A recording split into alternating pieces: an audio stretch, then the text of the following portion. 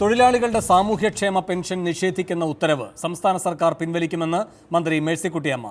Mathrubhumi news വാർത്തയെ തുടർന്നാണ് മന്ത്രിയുടെ ഇടപെടൽ. ഉത്തരവ് നാളെ പുറത്തിറങ്ങുമെന്നും മന്ത്രി വ്യക്തമാക്കി. EPF പെൻഷൻകാരെ ഒഴിവാക്കണം എന്നതാണ് ഗവൺമെൻറ് നിലപാടും ഇടതുപക്ഷ മുന്നണിയുടെ നിലപാടും. അപ്പോൾ തെറ്റായി വന്നിട്ടുള്ള ഉത്തരവ് തിരുത്തി നാളെ ജിയോ അതിനിറങ്ങും. EPFകാർക്ക് ക്ഷേമ പെൻഷൻ കൊടുക്കില്ല എന്ന തീരുമാനം ബാധകമാകില്ല. PF പെൻഷൻ വാങ്ങുന്ന തൊഴിലാളികൾക്ക് ക്ഷേമ പെൻഷൻ നൽകേണ്ടെന്ന ധനകാര്യ പ്രിൻസിപ്പൽ സെക്രട്ടറി KM എബ്രഹാമിന്റെ ഉത്തരവ് നവംബർ 8-നായിരുന്നു പുറത്തുവന്നത്. 1 ലക്ഷം രൂപയിൽ താഴെ വരുമാനമുള്ള എല്ലാ തൊഴിലാളികൾക്കും ക്ഷേമ പെൻഷനുകൾ നൽകാമെന്ന നിയമം കഴിഞ്ഞ UDF സർക്കാരാണ് നടപ്പാക്കിയത്. എന്നാൽ പുതിയ ഉത്തരവ് പുറത്തുവന്നതോടെ കശുവണ്ടി, കയർ, കൈത്തറി മേഖലയിലെ 5 ലക്ഷത്തോളം വരുന്ന തൊഴിലാളികൾക്ക് ക്ഷേമ പെൻഷൻ നിഷേധിക്കപ്പെടുന്ന അവസ്ഥയെക്കുറിച്ച് മാതൃഭൂമി ന്യൂസ് വാർത്ത നൽകിയിരുന്നു. കൊല്ലം ജില്ലയിൽ മാത്രം 1 ലക്ഷത്തോളമാണ് ക്ഷേമ പെൻഷൻ നഷ്ടപ്പെടുന്ന തൊഴിലാളികളുടെ എണ്ണം. എന്നാൽ ധനകാര്യ പ്രിൻസിപ്പൽ സെക്രട്ടറിയുടെ ഉത്തരവ് പ്രതിഷേധത്തിനിടയാക്കിയതോടെ മന്ത്രി മേഴ്സിക്കുട്ടിയമ്മ വിഷയത്തിൽ ഇടപെട്ടു. ഷമ്മി പ്രഭാകർ, മാതൃഭൂമി ന്യൂസ്, കൊല്ലം. പെൻഷനുമായി ബന്ധപ്പെട്ട പ്രശ്നങ്ങൾ അദാലത്ത് നടത്തി പരിഹരിക്കുമെന്ന് ധനമന്ത്രി തോമസ് ഐസക്. PF പെൻഷൻ ലഭിക്കുന്നവർക്ക് സാമൂഹ്യക്ഷേമ പെൻഷൻ നിഷേധിക്കുന്നെന്ന മാതൃഭൂമി വാർത്തയോട് പ്രതികരിക്കുകയായിരുന്നു മന്ത്രി. ഒരാൾ ഒന്നിലധികം പെൻഷൻ വാങ്ങുന്നത് അരാജകത്വമുണ്ടാക്കും. എല്ലാവർക്കും ഒരു പെൻഷൻ ഉറപ്പാക്കുമെന്നും ധനമന്ത്രി തിരുവനന്തപുരത്ത് പറഞ്ഞു. അപ്പോൾ അതിൽ സർക്കാർ കൃത്യമായിട്ടുള്ള ഉത്തരവ് ഇറക്കിയിട്ടുണ്ട്. ഓണക്കാലത്ത് 1000 രൂപയുടെ ഒരു പെൻഷന് അർഹതയുണ്ടാവും. മറ്റുള്ളതോ നിങ്ങൾക്ക് നേരത്തെ കിട്ടിക്കൊണ്ടിരുന്ന പെൻഷൻ ഇല്ലാതാക്കില്ല.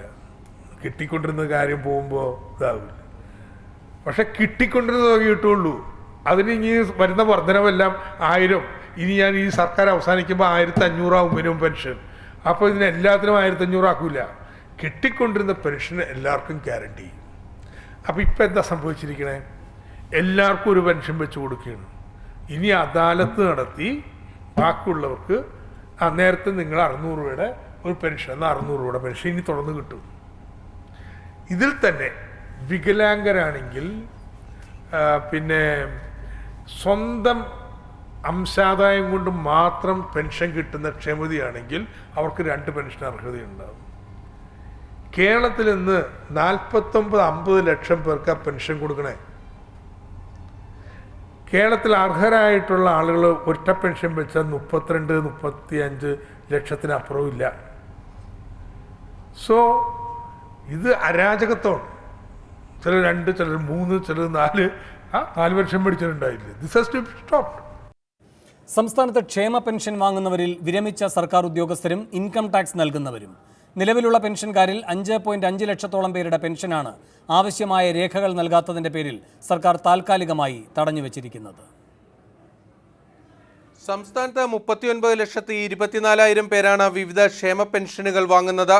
ഇതിൽ അർഹതയില്ലാത്തവർ ഏറെയുണ്ടെന്ന പരാതിയിലാണ് സർക്കാർ വിശദമായ പരിശോധന നടത്തിയത്. സർക്കാർ സർവീസിൽ നിന്ന് വിരമിച്ച 7,335 പേരാണ് മറ്റ് ക്ഷേമ പെൻഷനുകൾ വാങ്ങിയിരുന്നത്.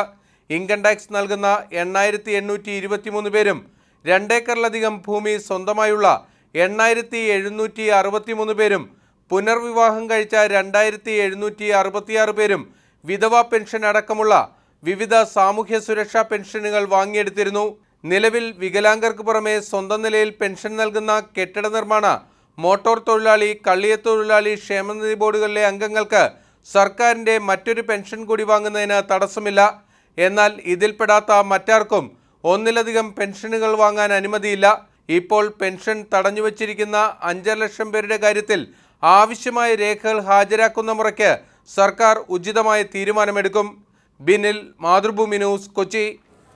ഒറ്റ പെൻഷനോ ഒറ്റമൂലി എന്നാണ് സൂപ്പർ പ്രൈം ടൈം ചർച്ച ചെയ്യുന്നത്. ഈ വിഷയത്തിൽ പ്രതികരിക്കാൻ മന്ത്രി ശ്രീമതി ജെ മേഴ്സിക്കുട്ടിയമ്മ, INTUC സംസ്ഥാന പ്രസിഡന്റ് R ചന്ദ്രശേഖരൻ, സാമ്പത്തിക വിദഗ്ധ ഡോക്ടർ മേരി ജോർജ് എന്നിവർ. അല്പസമയത്തിനകം RSP നേതാവും മുൻ തൊഴിൽ മന്ത്രിയുമായ ഷിബു ബേബി ജോണും ടെലിഫോണിൽ ഈ ചർച്ചയിൽ പങ്കുചേരും. അതിഥികളിലേക്ക് പോകും മുൻപ് 1 മിനിറ്റ് ദൈർഘ്യമുള്ളൊരു ഇടവേള.